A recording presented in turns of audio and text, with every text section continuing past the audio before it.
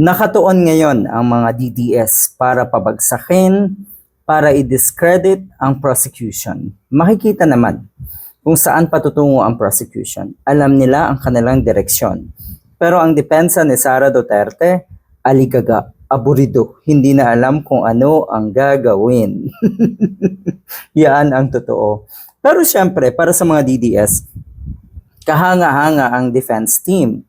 Dagdag pa riyan yung panggulo ng mga senator judges na katulad ni Amy Marcos, Robin Padilla, ang dalawang Cayetano at iba pa. Yung mga judges na obvious naman na gustong ilusot si Sara Duterte. Panggulo yung mga yan.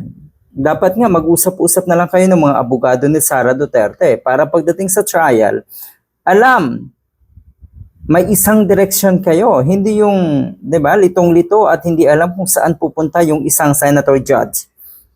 Hindi alam kung anong ipupunto ni Amy Marcos at kung sino-sino pa. Diyos ko po, yan ang nangyayari.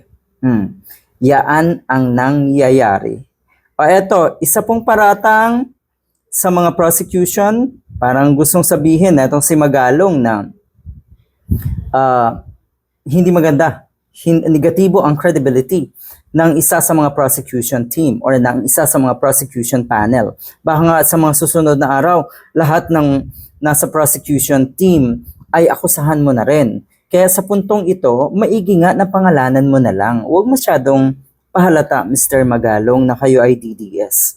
Kasi ang mga DDS, ganyan na ganyan.